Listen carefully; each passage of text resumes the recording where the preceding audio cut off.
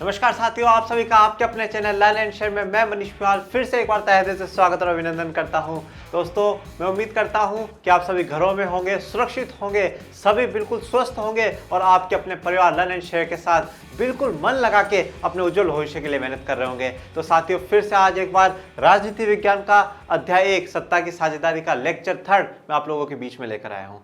तो शुरू करने से पहले एक ही बात कहना चाहूंगा कि मेरे साथियों, हो जाओ तैयार, अब आपको होने वाला है सामाजिक विज्ञान से प्यार। ठीक है साथियों, तो अब सामाजिक विज्ञान ज्यादा दिन तक बोरिंग नहीं रहेगी, अब इंटरेस्टिंग बनने वाली। हमने अब तक क्या पढ़ा? हमने सत्ता के बारे में, लोकतंत्र, संसद, संविधान के बारे में, फिर हमने चैप्टर भी शुरू कर दिया, अध्याय भी शुरू कर दिया, बेल्जियम और श्रीलंका के भौगोलिक स्थिति भी पढ़ी, वहाँ की समस्याएं भी पढ़ी। अब आज हम समाधान की तरफ बढ़ते हैं कि क्या समाधान ये देश लेकर आते हैं। तो कौन से देश के समाधान के बारे में हम लोग पढ़ेंगे सर? तो आज जिस देश के बारे में पढ़ेंगे हम वो है श्रीलंका, क्योंकि हमारा पड़ोसी देश है। तो पहले पढ़ लेते हैं, पहले जान लेते हैं कि इनके कैसे परेशानी बढ़ी और उस परेशानी को किस प्रकार से इन्होंने सोल्व करने की कोशिश करी या उससे ज़्यादा बिगाड़ने की कोशिश करी। ठीक है साथियों, तो आज हम लोग शुरू करते हैं सत्ता की साझेदारी राजनीति विज्ञान अध्याय 1 लेक्चर 3।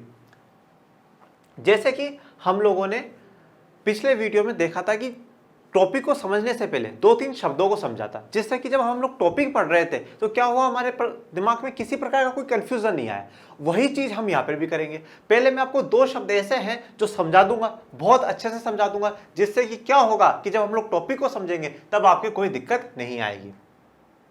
देखिए, श्रीलंका में बहुसंख्यकवाद क्या है? श्रीलंका में बहुसंख्यकवाद ये वहां की क्या है, रणनीति है, वहां की स्ट्रेटेजी रही, जिससे कि वो क्या करेंगे, अपने देश को चलाएंगे और देश की समस्या का समाधान निकालने की कोशिश करेंगे। तो सबसे पहला जो शब्दकोश है जो हमें समझना है वो क्या है? बहुसंख्यकवाद। ये बहुसंख्यकवाद क्या होता है सर? ये बहुसंख्यकवाद हमको जानना है। देखिए, बहुसंख्यक हम लोग कल जान चुके थे कि जिनकी संख्या ज्यादा हो, जिनकी संख्या बहुत ज्यादा हो, वो क्या है? बहुसंख्यक है। और अगर वो बहुसंख्यक देश पे राज करने लग जाए तो वो क्या हो जाता है? बहुसंख्यकवाद हो जाता है। ठीक है दोस्तों, जिनकी संख्या ज्यादा हो वो बहुसंख्यक, और अगर वही देश पे राज करने लग जाए तो क्या होता है? बहुसंख्यकवाद होता है। फिर भी हम इसको समझने की कोशिश करें। यह मान्यता है कि अगर कोई समुदाय बहुसंख्यक है, तो अगर कोई भी समुदाय क्या है? बहुसंख्यक है, जिनकी संख्या बहुत ज्यादा है, तो वह अपने मनचाहे ढंग से, किस प्रकार से? अपने मनचाहे ढंग से देश का शासन कर सकता है, और इसके लिए वह अल्पसंख्यक समुदाय की जरूरत या इच्छाओं की अवहेलना कर सकता है। देखो, अब क्या है, जो भी समुदाय बहुसंख्यक है, तो अब बहुसंख्यक कौन है श्रीलंका में? सिन्हाला। तो वो जो लोग बहुसंख्यक है वो क्या करते हैं? अपने मन से, अपनी इच्छा से क्या करते हैं? देश पे शासन करते हैं, राज करते हैं। ठीक है, और उस राज में, उस शासन में क्या होता है, जो अल्पसंख्यक लोग होते हैं उन अल्पसंख्यक लोगों का क्या करते हैं? उनकी इच्छाओं को बिल्कुल नकार देते हैं। अवहेलना शब्द लिखा हो, अवहेलना का मतलब नकार देना, उनकी बातों पे ध्यान नहीं देना, उनकी इच्छाओं पे ध्यान नहीं देना, उनकी जो संस्कृति है उस पर ध्यान नहीं देना, सिर्फ और सिर्फ खुद के बारे में सोचना। तो ये क्या है कि जो बहुसंख्यक समुदाय है वो अपनी संख्या को ज्यादा होने के कारण क्या कर रहा है? दूसरों पे अपना हक जमा रहा है कि नहीं भाई, जो कुछ है पहले हमारा है, फिर तुम्हें बचेगा तो तुम्हें देंगे, नहीं तो नहीं देंगे। आई बात समझ में? तो श्रीलंका में बहुसंख्यकवाद का मतलब क्या हो गया कि जो बहुसंख्यक समुदाय है वो देश में राज करेगा। कहां पे करेगा? श्रीलंका पे। जैसा अब आपको ये फोटो दिख रही है, इस फोटो में तराजू है, तराजू में एक तरफ ज्यादा लोग हैं, एक तरफ कम लोग हैं। जो ज्यादा लोग हैं वो तराजू झुका हुआ है, मतलब इन लोगों का राज है, इन लोगों का शासन है। तो श्रीलंका में किसका शासन होगा? बहुसंख्यक लोगों का होगा। और बहुसंख्यक कौन है दोस्तों? सिन्हाला है। ठीक है साथियों, आगे बढ़ते हैं। दूसरा शब्द है वो ये है। अब क्या होगा, वैसे तो आगे आपको समझ में आ जाएगा ये बात।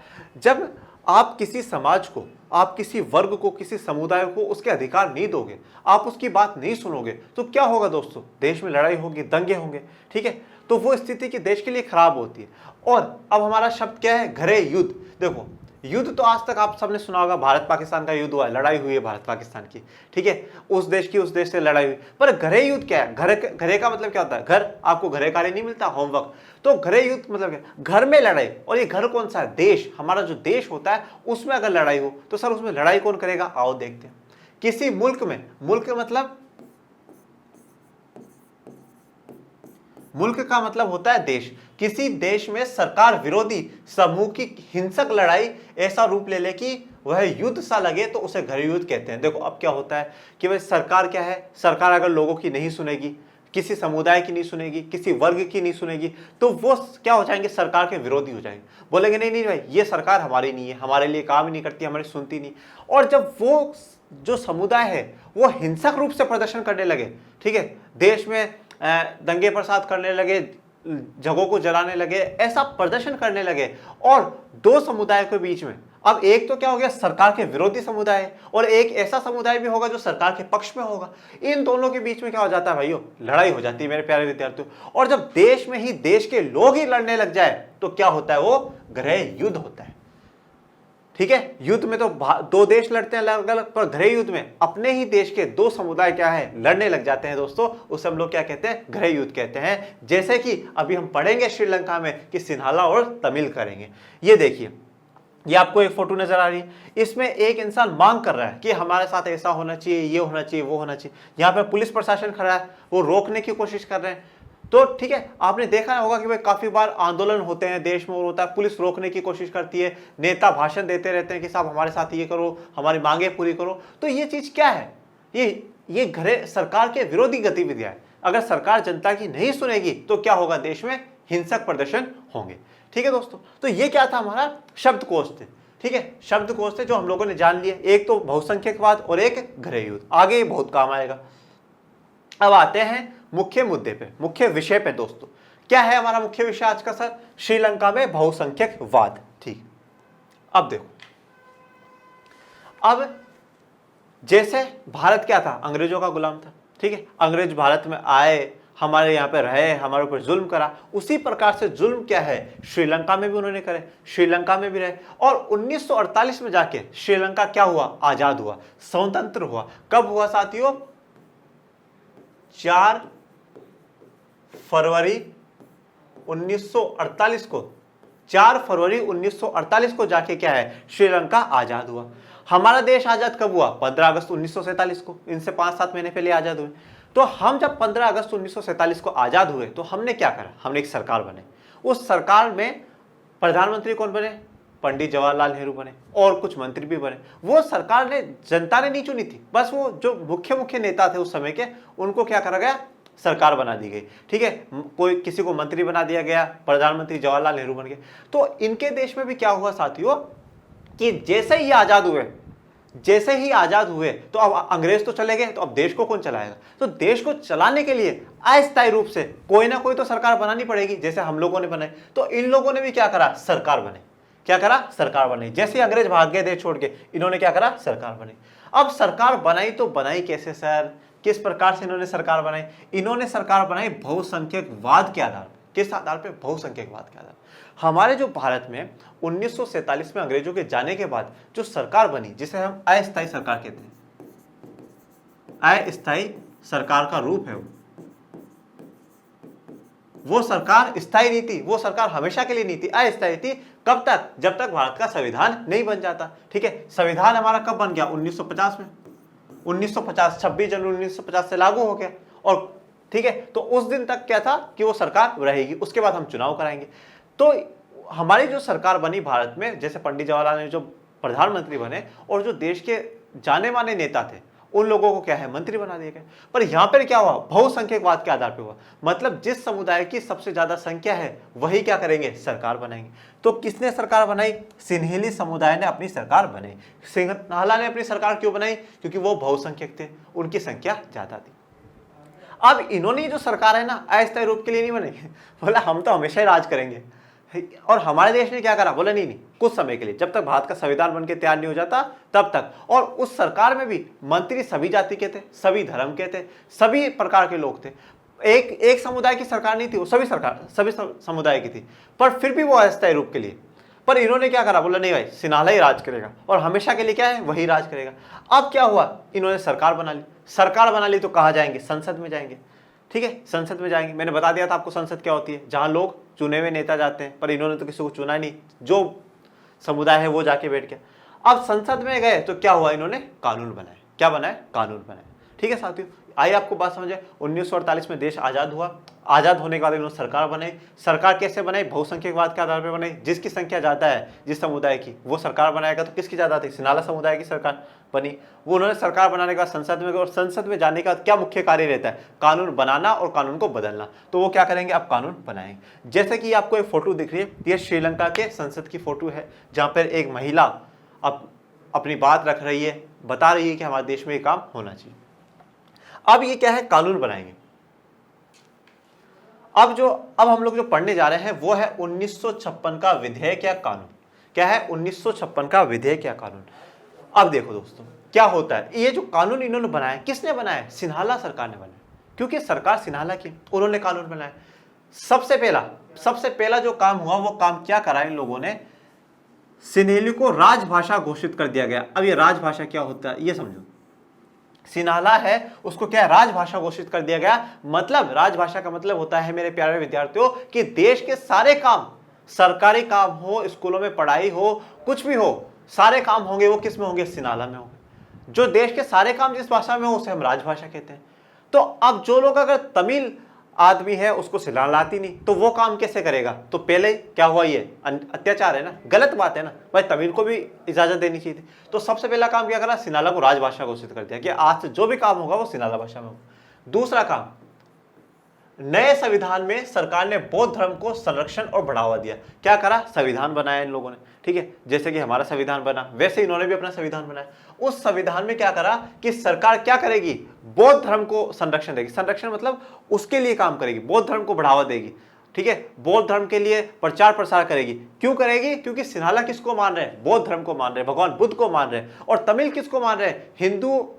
हिंदू धर्म के हैं और मुस्लिम धर्म के हैं तमिल, तो वो हिंदू भगवानों को मान रहे हैं और मुस्लिम भगवानों को मान रहे हैं। तो इस प्रकार से क्या, सिर्फ इन्होंने बौद्ध धर्म को प्राथमिकता दी, बौद्ध धर्म को बढ़ावा दिया। दो काम, यहां पर भी अत्याचार हुआ, यहां पर भी गलत हुआ तमिल लोगों के साथ। तीसरा, विश्वविद्यालयों और सरकारी नौकरियों में सिन्हाला को प्राथमिकता देने की नीति बनाएगी। मतलब अब क्या बोला कि भाई विश्वविद्यालयों में, मतलब जो यूनिवर्सिटी होती है, जो कॉलेज होती है, उनमें अगर पहले कौन पढ़ेगा? सिन्हाला पढ़ेगा। जगह बची तो तमिलों की सोचेंगे, नहीं तो नहीं सोचेंगे। सरकारी नौकरी पहले मिलेगी, किसको मिलेगी? सिन्हाला को मिलेगी। तमिल की बाद में देखेंगे। मतलब हर जगह क्या हुआ है? इन लोगों के साथ अत्याचार हुआ है। किसके साथ अत्याचार हुआ है? तमिल लोगों के साथ अत्याचार हुआ। बिल्कुल इन लोगों ने, जो वहां की सिन्हाला समुदाय है, उन्होंने तमिल के साथ कैसा करा? जैसा कि हम दूध में से मक्खी को निकाल के बाहर फेंक देते हैं, उन्होंने अपने पूरे व्यवस्था में से, पूरे सिस्टम में से मेरे प्यारे विद्यार्थियों क्या है? तमिल को बाहर निकाल के फेंक दिया। मतलब वो अपनी भाषा भी नहीं बोल सकते, वो अपने धर्म को भी नहीं मान सकते, और यहां तक कि वो अपने आने वाली पीढ़ी को पढ़ा भी नहीं सकते, सरकारी नौकरी भी नहीं दिला सकते। तो ये क्या है? पूर्ण रूप से अत्याचार है। ये बातें कहां कही गई? 1956 के कानून में कही गई, ठीक है। 1956 में कानून बनाया, किसने बनाया? सिन्हाला समुदाय की सरकार ने बनाया। ये आपको फोटो दिख रही है, ये एक पेज है जो क्या है? श्रीलंका के संविधान का, ठीक। ये वहां पे एक बौद्ध धर्म का मंदिर है जिसे दिखाया गया है कि भाई बौद्ध धर्म प्राथमिकता दी गई, ठीक है दोस्तों। अब ये कानून बनाया है। अब कानून बनाया है तो क्या है कि भाई सिन्हाला तो सब खुश हो गए, वाह वाह वाह वाह, मजे हो गए। पर इससे नाराज कौन हुआ? तमिल हुआ। तो जब तमिल नाराज हुआ तो कुछ तो प्रभाव पड़ेगा ना। अब वो प्रभाव देखते क्या होता है। विधेयक के प्रभाव, आप कानून बोलिए या विधेयक बोलिए, एक ही बात है, ठीक है। विधेयक के प्रभाव, अब जो कानून आया उसके क्या प्रभाव पड़े, ठीक है, वो प्रभाव देखते। सबसे पहला, तमिलों की सरकार से नाराजगी। क्या हुआ? तमिलों की सरकार से नाराजगी। जो तमिल समुदाय के लोग हैं वो सरकार से नाराज हो गए। भाई ये कैसी बात है? तुमने हमें कुछ भी नहीं दिया, तुम अपनी भाषा बोलो, अपने धर्म को मानो, अपने बच्चों को विश्वविद्यालय में पढ़ाओ, तो फिर हमारी क्या रह गई? देश में तो जो आजादी पाई अपन सबने मिलजुल के पाई है, तो ये तो गलत बात है। तो पहली बात तो क्या हुआ? तमिल नाराज हो गए सरकार से। दूसरा, तमिल भाषा और संस्कृति को लेकर सरकार और असंवेदनशील। देखो, तमिल भाषा को भी उन्होंने बोलने की इजाजत नहीं दी, संस्कृति को भी मानने की इजाजत नहीं दी, ठीक है। क्यों? क्योंकि भाई मैंने क्या कहा था, संस्कृति में हमारा सब कुछ आ रहा, खाना पीना, हमारा पूजा पाठ करने का तरीका। आपने बौद्ध धर्म को प्राथमिकता दे दी कि बौद्ध धर्म को बढ़ावा देंगे हम लोग। मतलब फिर हिंदू और मुस्लिम क्या करेंगे? वो अपने देवी देवताओं को नहीं माने, तो क्या हुआ? संस्कृति को भी खतरे में डाल दिया। सरकार असंवेदनशील का मतलब क्या है दोस्तों? कि सरकार क्या है? तमिलों के प्रति उनकी कोई भावनाएं नहीं है, उनके प्रति कोई इज्जत नहीं है, ठीक है, उनके प्रति काम करने की इच्छा नहीं है। ये होता है असंवेदनशील। तो जो सिन्हाला सरकार थी वो ना तो तमिलों की भाषा को इज्जत दे रही थी, ना उनकी संस्कृति को इज्जत दे रही थी। आई बात समझ? आगे बढ़ते हैं। राजनीतिक अधिकारों से वंचित, सारे के सारे राजनीतिक अधिकार छीन लिए उन लोगों ने। वंचित का मतलब क्या होता है कि कोई चीज किसी को ना मिलना। तो जितने भी राजनीतिक अधिकार थे, राजनीतिक अधिकार क्या है? संसद में सरकार किसकी बनेगी? सिन्हाला की बनेगी। तमिलों को कोई अधिकार नहीं, ठीक है। कोई अपनी बात भी रख पाएगा तो कौन रख पाएगा? सिन्हाला रख पाएगा, तमिल नहीं रख पाएगा। मतलब बिल्कुल तमिलों के साथ पूर्ण रूप से अत्याचार किया गया, भेदभाव हुआ। ये भेदभाव तो हमें साफ रूप से दिख रहा है कि हर तरीके से भेदभाव हुआ। धर्म को मानने में भेदभाव, अपने बच्चों को पढ़ाने में भेदभाव, संस्कृति को बढ़ावा देने में भेदभाव, हर जगह क्या हुआ है? तमिलों के साथ भेदभाव हुआ है। ये देखो मेरे प्यारे विद्यार्थियों, किस प्रकार से लोग अपने अधिकारों को पाने के लिए एक आस लगा के बैठते कि हमें भी क्या हो? अधिकार मिले साथी। अब देखो ये प्रभाव पड़े, प्रभाव का क्या हुआ कि मतलब किस पर इफेक्ट पड़ा? तो इफेक्ट किस पे पड़ा? तमिलों पे पड़ा। सारा का सारा प्रभाव किस पे पड़ा? तमिलों पे पड़ा। अब ये तमिल क्या है? रिएक्ट करेंगे, ठीक है। जो इफेक्ट पड़ा उसका क्या होगा? रिएक्शन होगा। रिएक्ट होगा तो जो रिएक्शन करेंगे वही क्या है? परिणाम है, विधेयक के परिणाम है। देखते हैं। सबसे पहले तमिल और सिन्हेली समुदाय में संबंध बिगड़े। जो समुदाय आज तक मतलब 1948 में आजादी पाने से पहले तक सब कुछ ठीक था, उनके बीच में क्या है? अब लड़ाई होने लगी, संबंध बिगड़ने लगे, ठीक है। तमिल को सिन्हाला अच्छे नहीं लग रहे थे और सिन्हालाओं को तमिल अच्छे नहीं लग रहे थे, ठीक है। ये बात आपको समझ में आई। तो दोनों के बीच में क्या है? अच्छे संबंध नहीं थे। तमिलों ने अपनी राजनीतिक पार्टी बनाई। क्या करा तमिलों ने? अब अपनी राजनीतिक पार्टी बनाई कि भाई जो अब हमारे पार्टी में क्या होगा? नेता होगा। वो नेता हमारे लिए बोलेगा, हमारे लिए आवाज उठाएगा, सिन्हाला से लड़ेगा, सिन्हाला समुदाय से लड़ेगा, सिन्हाला समुदाय के नेताओं से लड़ेगा। तो उन्होंने अपनी राजनीतिक पार्टियां बनाई। आगे बढ़ते हैं। अब ये जो राजनीतिक पार्टी बनी, देखो राजनीतिक जो पार्टी बनी, तो ये भी राजनीतिक पार्टी करेगी क्या? क्या काम करेगी सर? देखो काम क्या करना है इसको? तमिल को राजभाषा बनाने। पहला काम, तमिल को भी राजभाषा बनाओ। ये जो सिन्हाला की सरकार है उनसे बोलेगी कोई बात नहीं, आप सिन्हाला को राजभाषा बना रहे हो, कोई बात नहीं, आप तमिल को भी राजभाषा बनाओ। भाई सरकारी काम सिन्हाला में भी हो और तमिल में भी हो, दोनों भाषाओं में काम हो। जो लोग सिन्हाला में कर सकते हैं वो सिन्हाला में करें, जो तमिल में करना चाहते हैं तमिल में करें, कोई दिक्कत नहीं। क्षेत्रीय स्वतंत्रता दी जाए। क्षेत्रीय स्वतंत्रता, क्षेत्रीय मतलब एक क्षेत्र, जिस क्षेत्र में तमिल के लोग रहते हैं उस क्षेत्र को क्या है? स्वतंत्रता दी जाए, आजादी दी जाए। आजादी का मतलब ये नहीं कि अलग कर दो, क्या है? हमें भी कुछ अधिकार दिए जाए, वहां पे सरकार बने, हमारे लोगों की बने, हमारे लोगों की सुनी जाए। इस प्रकार से हासिल करने तथा शिक्षा और रोजगार में समान अवसरों की मांग को लेकर संघर्ष, ठीक है। और हमारे जो बच्चे हैं उनको शिक्षा भी दो, हमारे जो बच्चे हैं उनको रोजगार भी दो, इन चीजों के लिए संघर्ष था। तो तीन कारण थे जिसके लिए राजनीतिक पार्टी बनाई। पहला राजभाषा बनाना तमिल को, दूसरी क्षेत्रीय स्वतंत्रता मांगना, और तीसरा अपने बच्चों के लिए शिक्षा और रोजगार के अवसर मांगना, ठीक है दोस्तों। अब देखो जब क्या हुआ, सरकार बात नहीं मान रही थी, जब सरकार ने, सिन्हाला सरकार ने कोई सी बात नहीं मानी, किसी की नहीं सुनी, तो क्या हुआ? 1980 के दशक तक उत्तर पूर्वी, किसमें? उत्तर पूर्वी श्रीलंका में तमिल एलम सरकार बनाने की मांग उठी। अब क्या करा? जो श्रीलंका है उसका जो उत्तर पूर्वी वाला हिस्सा है, ठीक है, उत्तर पूर्वी वाला हिस्सा है, उसमें क्या करा गया? एक अलग देश, एक अलग सरकार बनाने की क्या कर दी गई? तमिलों द्वारा मांग कर दी गई। क्यों मांग करी गई मेरे साथियों? क्योंकि इस देश में तो हमारे कोई सुन नहीं रहा है, तो आप क्या करो? हमें अलग कर दो। तो ये बहुत गलत हुआ। अब एक बात देखिए, नोट, परंतु सिन्हेली सरकार ने सभी मांगों को नकार दिया, जिससे देश में गृह युद्ध की स्थिति उत्पन्न हुई। तो अब क्या करा? सिन्हाला सरकार ने किसी के नहीं सुना। अपनी बहुसंख्यक, अपनी ज्यादा संख्या होने के घमंड में सरकार ने क्या करा? देश में गृह युद्ध की स्थिति पैदा कर दी, देश में हिंसक युद्ध होने की पैदा कर दी, जो कि क्या है साथियों? गलत है। ये देखिए, आप इस पिक्चर में देखिए कि किस प्रकार से लोग एक जगह से दूसरी जगह जा रहे हैं, युद्ध से बचने की कोशिश कर रहे हैं, जो कि एक बहुत बुरी स्थिति उस समय श्रीलंका की हुई। अब क्या हुआ? दोनों समुदायों में बीच में युद्ध छिड़ गया, ठीक है। वो उसको पसंद नहीं करता, वो उसको पसंद नहीं करता, दोनों एक दूसरे को मारने के लिए तैयार हो गए। ये किसके कारण हुआ? सरकार के कारण हुआ, ठीक है। तो अब उस जो गृह युद्ध हुआ तो उसमें क्या क्या हुआ सर, क्या क्या प्रभाव पड़े वो जानते हैं। पहला, दोनों पक्षों के हजारों लोग मारे गए। बच्चों, युद्ध चाहे कोई भी जीते, लड़ाई चाहे कोई सी भी हो, कोई जीते, पर मरेंगे दोनों तरफ के लोग। तो नुकसान तो क्या है? दोनों का ही है। तो दोनों पक्षों के हजारों लोग मार दिए गए। काफी लोग दूसरे देशों में शरणार्थी बन गए। शरणार्थी का मतलब क्या होता है सर? कि वो एक देश छोड़ के दूसरे देश में चले गए और वहीं रहने लग गए, उस देश की शरण ले ली कि अब आप हमें आप रख लो। ठीक है दोस्तों, तो काफी लोग क्या है अपने देश से दूसरे देश में चले गए। अब ये जो गृह युद्ध है ये खत्म कब हुआ सर? 2009 में गृह युद्ध का अंत हुआ साथियों। कब हुआ? 2009 में गृह युद्ध का अंत हुआ। ये अब आप देखिए कि किस प्रकार से श्रीलंका की स्थिति हुई, वहां पे किस प्रकार से हिंसक लड़ाई वहां पे छिड़ी, जो कि बहुत श्रीलंका की आर्थिक स्थिति को, श्रीलंका की सामाजिक और श्रीलंका की राजनीतिक स्थिति को, सभी को उसने क्या है बर्बाद कर दिया दोस्तों। अब दोस्तों एक दो सवाल आप लोगों के मन में होंगे। पहला तो ये कि सर जैसे कि हम लोगों ने मतलब भारत ने भी 1947 में आजाद होने के बाद अस्थायी रूप से एक अपनी सरकार बनाई। तो जब श्रीलंका में बनाई तो वहां पे दंगे क्यों हुए? वहां पे दंगे इसलिए हुए बच्चों कि जो हम लोगों ने सरकार बनाई ना, हम लोगों ने ये कहा था कि जब तक हमारा संविधान नहीं बन जाता और लागू नहीं हो जाता। तो हमारा संविधान लागू कब हुआ? 26 जनवरी 1950 को। जब तक ये सरकार रहेगी उसके बाद क्या होगा? देश में चुनाव कराए जाएंगे और चुनाव से ही सरकार चुनी जाएगी। पर यहां पर क्या था? यहां पर ऐसा नहीं था। उन्होंने कह दिया कि देश में सरकारें जो बनेंगी वो हमेशा ही किसकी बनेगी? सिन्हाला समुदाय की बनेगी। क्यों? क्योंकि वो बहुसंख्यक है। ठीक है, और यहां पे जो सरकार बनाई गई भारत में, उस सरकार में सभी जाति सभी धर्म के लोगों को लिया गया, इसलिए भारत में दंगे नहीं हुए।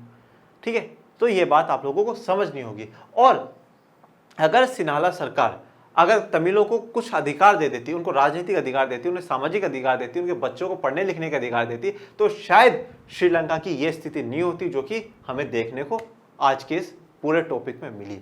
मतलब हम ये कह सकते हैं कि श्रीलंका ने क्या करा है? अपनी समस्या का समाधान नहीं निकाला। उन्होंने समस्या का समाधान नहीं निकाला, उन्होंने समस्या को और बढ़ाया और एक प्रकार से अपने देश को हिंसा में, देश को कष्ट में डालने की उन्होंने पूरी तैयारी की, जो कि गलत है दोस्तों। तो साथियों आज हम लोग सिर्फ और सिर्फ जो बात करेंगे वो श्रीलंका की करेंगे। आने वाले वीडियो में हम लोग बेल्जियम के बारे में जानेंगे कि बेल्जियम किस प्रकार से अपनी समस्या से छुटकारा पाता है और आगे बढ़ता है, और शायद उनका तरीका है वो बहुत बढ़िया भी रहा, बहुत अच्छा भी रहा। ठीक है, और सबसे बड़ी बात होती है देश में एकता को बनाए रखने के लिए क्या होता है, अगर कुछ चीज़ों से समझौता करना पड़े तो वो समझौते सही होते हैं। वो हमें बेल्जियम की कहानी से भी कहीं ना कहीं समझ में आएगा साथियों। तो आज हमारा यही था। इसमें आपको किसी भी प्रकार की कोई प्रॉब्लम रही हो तो आप कमेंट बॉक्स करके मुझे कमेंट में पूछें, और आपके अपने चैनल को लाइक करें, शेयर करें, सब्सक्राइब करें। तब तक के लिए थैंक यू सो मच।